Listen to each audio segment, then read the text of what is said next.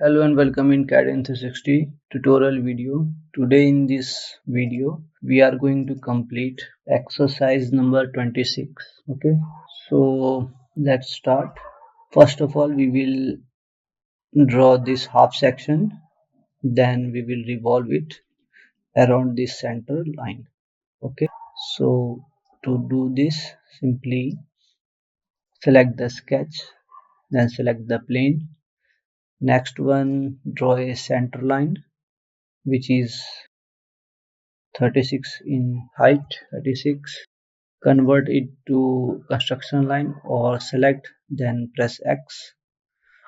Okay, next thing is draw a this inner wall at a distance of 12 from center. The dia for this portion is 24, but the walls are 12 from the mid center line. Okay, so we will draw a vertical parallel line 36 in height at a distance of 12. Okay, now what we have to do is we will draw a this 12 mm vertical line which is at a distance of 36 by 2 18. So 12. Okay, at a distance of 36 by 2 18.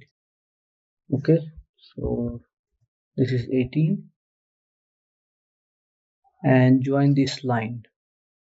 Okay, next thing is and this one is at a dia of 32, this slot. So this groove dia is of 32, means 16, and it is 4 mm in height. So draw a 4 mm at a distance of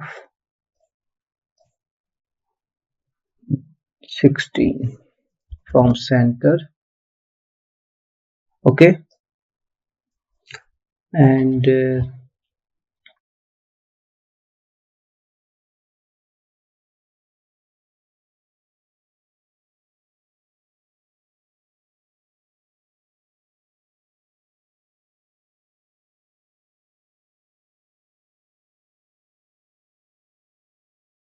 okay, now create this 8 mm vertical line. Okay, 8 mm. This is of dia. This outer periphery is of dia 44, in center distance from center will be 22. Okay, next thing is again draw a straight line here. This one, same groove of dia 32, and now this downward vertical line 3 in height. So 3. Next, draw a line up to this. This line is of 36 dia. So we will place our cursor here and then straight line. Now we are coming downward, and this one and this one. Okay, so this line is missing. We will complete it.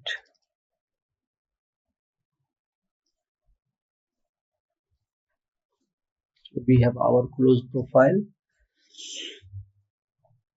Okay, center to this one is 18. Okay, means 36. This one is of 36. This is 44 in dia, and this one 18. Okay, this inner one is of 16, means 32, and this one too 16. Okay, so let's finish this sketch and then we will revolve it. Select the closed surface, then select center line, 360-degree angle, then click on this. Okay. Okay, so we have our rotated or revolved part. We created the half section, then revolve around the center line, central axis, and what we get is in front of us. Now what we have to do is we have to create a chamfer of 2 into 45. So to do this, simply click on this modify, then select this chamfer tool, select the edges, and then specify which is type equal distance, and then type distance which is 2, and then click on this OK. Now what we have to do next is we have to verify that we have created a model with dimensions correctly. So we will inspect. This is the inspection tool, and then we will select this outer periphery, and it is showing this is of 36. So this is of 36. Okay, next we will select this one, and this is of dia 44. So we have here dia of 44. Okay, next thing is we will select this lower one, that is of dia 36. So this one is also of 36. Next we will look at this group dia, select this one, and this is of 32. So this is 32. Again we will select this one, and this is also of 32. Okay, now what we have to do is we have to measure the height of this one. Okay, so select this one, and now this one, this is 12. Okay, next we have to measure this one.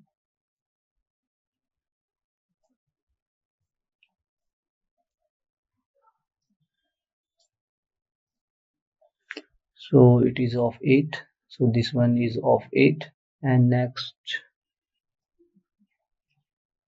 this one and this one, this is of 12. Next groove height, so select this one, this is of 3. Okay, so all the dimensions are as per the drawing. Okay, so that's all for this video. Thank you. If you enjoyed this lesson and want to practice more Fusion 360 exercises, check out our Fusion 360 all-in-one workbook with 500 plus practice exercises. This is the Autodesk Fusion 360 all-in-one workbook, designed to help you master Fusion 360 through practice. Inside, you'll get 200 2D sketching exercises, 200 3D modeling exercises, and multi-part assembly projects to build real-world design skills. Plus, you'll also receive 200 native Fusion 360 3D exercises, .f3D files, and all assembly models in .stp format. To get your free sample PDF or purchase the complete Fusion 360 all-in-one workbook, check the link in the description below. You can buy it directly from Caden360.com website or on Amazon. Start practicing today and take your Fusion 360 skills to the next level.